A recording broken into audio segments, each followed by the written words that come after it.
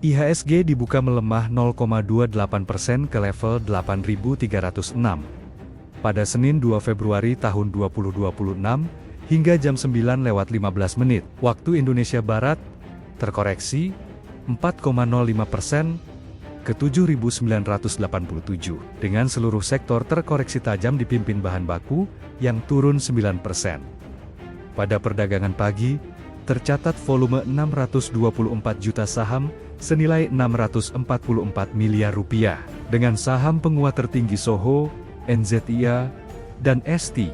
Sementara saham pelemah utama, diantaranya Film, NSSS, dan Indo.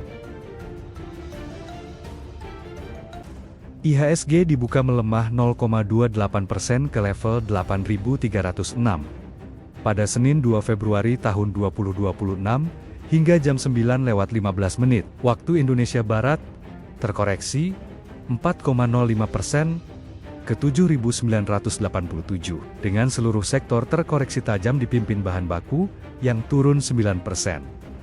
Pada perdagangan pagi, tercatat volume 624 juta saham senilai 644 miliar rupiah, dengan saham penguat tertinggi Soho, NZIA, dan ST. Sementara saham pelemah utama, diantaranya Film, NSSS, dan Indo. Operasional Bursa Efek Indonesia, baik kesiapan sistem perdagangan, pelayanan kepada seluruh stakeholders, maupun proses pengambilan keputusan berjalan secara normal tanpa ada gangguan apapun. Yang kedua, tentu melengkapi percepatan reformasi tadi, dibutuhkan juga percepatan pendalaman pasar. Dalam konteks pendalaman pasar dari sisi demand, khususnya bagaimana mendatangkan lebih banyak investor global. Kami sudah menampung banyak concern dari global index provider, dan kami sudah berkomunikasi dengan beberapa index provider. Minggu lalu kami juga berkomunikasi dengan FTSE. Ya, seperti Bapak Ibu ketahui, besok kami akan berkomunikasi lagi dengan MSCI. Apa yang akan kami lakukan untuk melakukan pendalaman dari sisi demand, khususnya agar lebih banyak lagi investor asing masuk, dengan penambahan bobot Indonesia di dalam konstituen indeks global, antara lain adalah tadi juga sudah disampaikan, kami SRO akan meningkatkan disclosure, melengkapi disclosure yang sudah kami sampaikan kepada publik melalui website Bursa Efek Indonesia di awal Januari kemarin.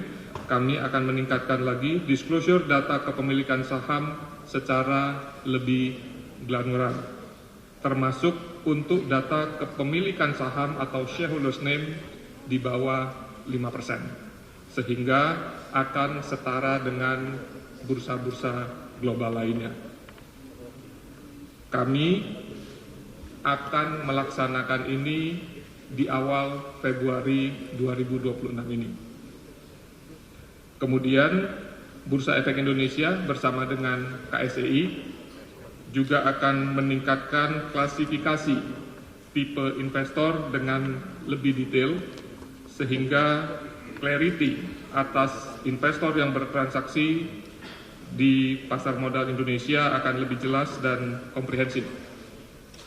Untuk meningkatkan tipe investor dari yang saat ini 9 kategori SID akan disesuaikan dengan global best practice, maka kami akan menambahkan kategori lain dalam klasifikasi investor sesuai dengan kategori yang diharapkan oleh MSCI.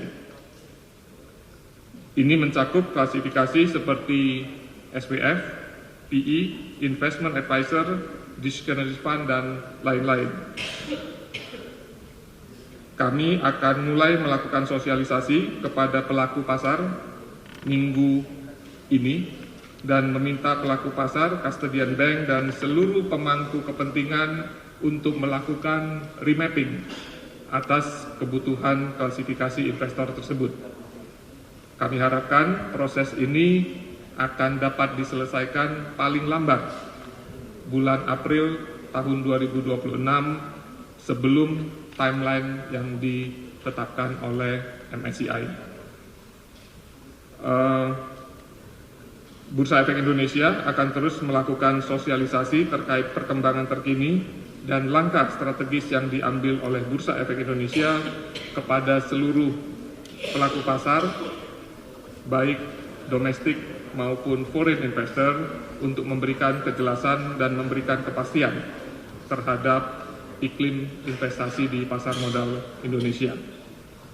Mungkin demikian tambahan dari kami, Bu Kiki. Terima kasih. Wassalamualaikum warahmatullahi wabarakatuh. Terima kasih Pak Jeffrey. Pak Samsul, silakan. Terima kasih. Assalamualaikum warahmatullahi wabarakatuh. Selamat sore, salam sejahtera buat kita semua. Om Swastiastu, Namo Buddhaya, salam kebajikan. Yang saya hormati Ibu PLT Ketua OJK, Ibu Kiki, Pak Hasan, Pak Pandu, Pak Jeffrey, serta Pak Iding, serta Bapak Ibu Komisaris Utama Bursa Efek Indonesia, serta Direksi Bursa Efek Indonesia, BSI-SRO semuanya, Bapak Ibu perwakilan asosiasi, pelaku pasar, dan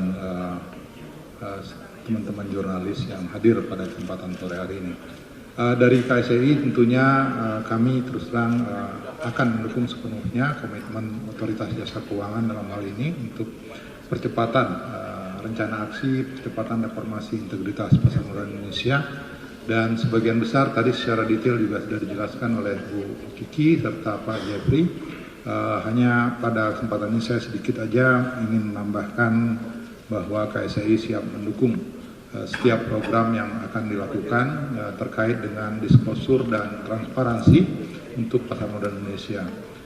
Dan juga kami akan melakukan percepatan untuk penyediaan sistem terutama, dan sebelum sistem dibuat kami akan melakukannya dengan secara manual.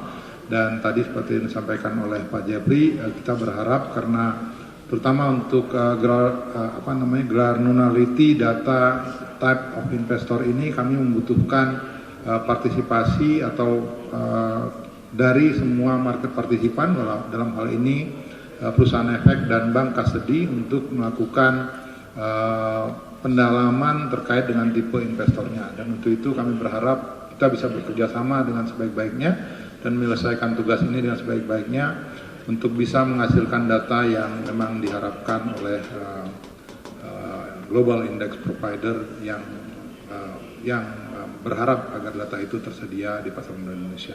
Saya kira itu saja dari saya. Terima kasih. Wabillahi taufiq wal hidayah. Wassalamualaikum warahmatullahi wabarakatuh. Waalaikumsalam. Terima kasih Pak Samsul. Lanjut Pak Ini. Baik, terakhir nih kayaknya sudah banyak diungkapkan.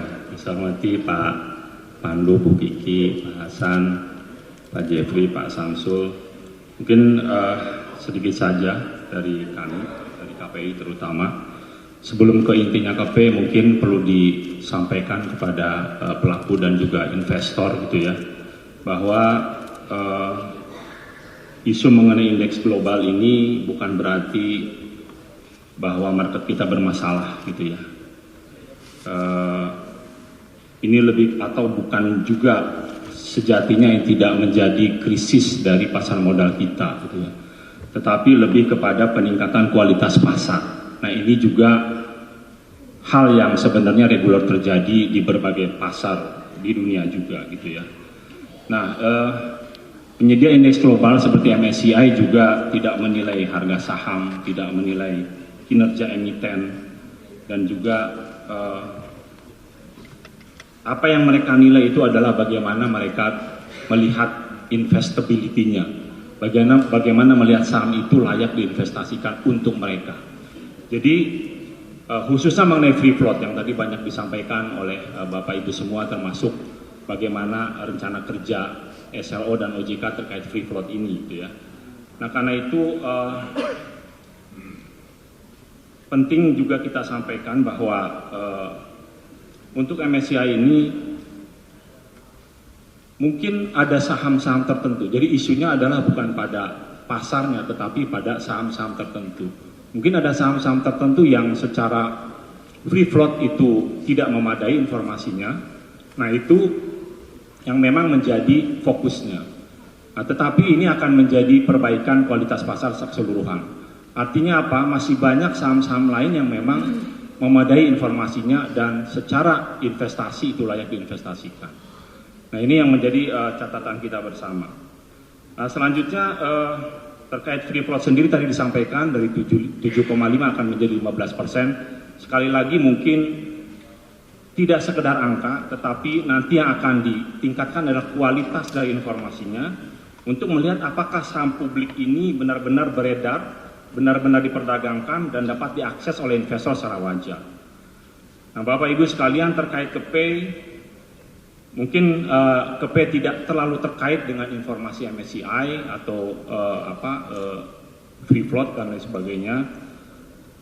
Tetapi kami KEPEI memang punya risiko tersendiri. Jadi informasi mengenai free float, kemudian mengenai concentration trading, concentration kepemilikan, kemudian coordinated trading, coordinated ownership itu juga menjadi perhatian KEPEI karena ujungnya ketika ada risiko kegagalan itu adalah di KEPEI. Dan KEPEI punya tools-tools tersendiri, ya, bagaimana mengontrol atau memonitor saham-saham tersebut, tetapi semata-mata untuk kepentingan risiko dari sisi KEPEI.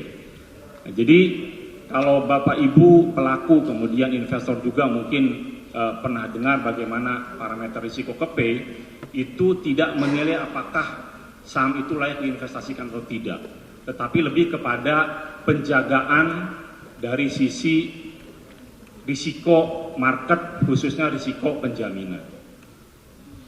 Jadi demikian Bapak Ibu sekalian, dan untuk berbagai inisiatif tadi tentunya dari sisi role dan peran KEPEI kami akan mendukung sepenuhnya sesuai dengan peran dan tugas dari KPI sebagai lembaga clearing dan penjaminan. Demikian, Assalamualaikum warahmatullahi wabarakatuh. Terima kasih Pak Idi.